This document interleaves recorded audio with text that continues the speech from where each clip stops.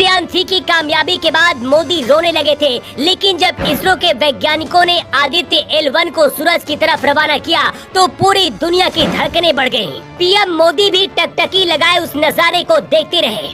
ये वो तस्वीर है जब भारत के चंद्रयान-3 ने चंद्रमा पर अपने कदम रखे और इसके साथ ही भारत दुनिया का पहला ऐसा देश बन गया जो चंद्रमा के डार्क जोन में पहुंचा। लेकिन अब भारत सूरज पर कदम रखने के लिए रवाना हो गया है और भारत का ये मिशन सूरज है जिसे भारत के वैज्ञानिकों ने लॉन्च कर दिया है।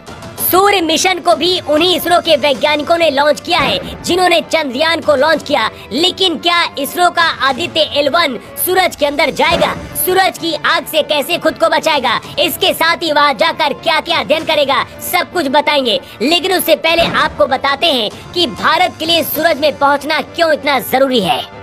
भारत के पहले सूर्य मिशन आदित्य L1 ने 11:50 पर सूर्य की तरफ उड़ान भरी। 400 करोड़ रुपए वाले इस मिशन को पूरा करने में करीब 125 दिन लगने वाले हैं। मिशन आदित्य से ऐसी जानकारियां जुटाई जाएंगी जिससे धरती पर जीवन को बेहतर करने में मदद मिलेगी।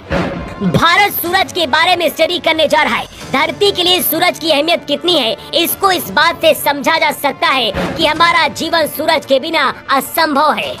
सूरज के बारे में अध्ययन करके ये जाना जा सकेगा कि मौसम में बदलाव और ग्लोबल वार्मिंग की असली वजह क्या है। आदित्य L1 में 7 पेलोड यानी कि उपकरण लगे हैं। इसके जरिए फोटोस्फीयर, क्रोमोस्फीयर और सूरज की सबसे बाहरी परतों यानी कि कोरोना की स्टडी होगी।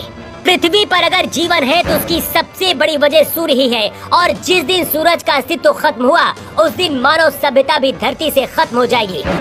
सूरज की ऊर्जा ही पृथ्वी को चलाती है। सूरज की अहमियत को इसे समझिए कि धरती समेत सौरमंडल के सभी 8 ग्रह सूरज के ही चक्कर लगाते हैं। लेकिन क्या भारत का आदित्य L1 सूरज के अंदर घुस पाएगा?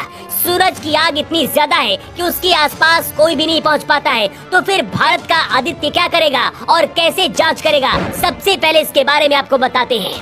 धरती से सूरज 14 करोड़ 96 लाख किलोमीटर दूर है और हमारा मिशन धरती से 15 लाख किलोमीटर दूर जाकर वहां स्थिर होकर स्टडी करेगा। मतलब भारत ने जिस आदित्य को सूरज का अध्ययन करने के लिए भेजा है वो सूरज की दूरी का सिर्फ 1% हिस्सा ही तय करेगा।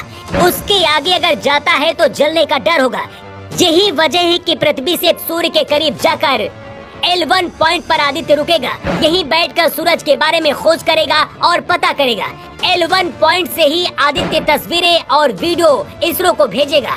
इससे पहले चंद्रमा में भारत ने ऑक्सीजन की खोज की है। इसके साथ ही सूरज में भी ऑक्सीजन होने का दावा किया जा रहा है। भारत के वैज्ञानिकों की इतनी बड़ी खोज और दावे से दुनिया में खलबली मच गई है। अमेरिका और रूस, चीन जैसे दुनिया के सबसे ताकतवर देश भी भारत का लोहा मान रहे हैं। धरती से सूरज पूरा 13 लाख गुना बड़ा है। सूरज पर अब तक दुनिया की स्पेस एजेंसियों के गिने चुने मिशन ही हुए हैं। इस लिहाज से भारत का ये मिशन काफी अहम है और अगर भारत चंद्रयान के बाद सूर्य मिशन में भी कामयाब होता है तो दुनिया के सबसे काबिल वैज्ञानिकों में भारत का नाम होगा। दावा तो ये भी किया जा रहा है कि बहुत जल्दी हिंदुस्तान ही वो देश होगा जो सूरज पर सबसे पहले कदम रखेगा। यही वजह है कि मोदी भी सूर्य मिशन को लेकर बहुत उत्साहित है और सुबह से उपवास में थे। सूर्य मिशन 125 दिन का है। इसके बाद भारत सूर्य से जो खोज करने वाला है वो पृथ्वी में दुनिया की तस्वीर बदल देगा। इस वक्त भारत के दुश्मन देश दुआ कर रहे हैं कि भारत मिशन सूरज में सक्सेस ना हो। ऐसे ही कुछ लोग भारत के अंदर भी बैठे हैं जो भारत की तरक्की से परेशान होते हैं। लेकिन आपका दिल क्या कहता है? क्या सूर्य मिशन भारत का कामयाब होगा? आपकी राय क्या है? कमेंट बॉक्स पर लिखकर जरूर बताएं और वीडियो को ज्यादा से ज्यादा लाइक और शेयर करें।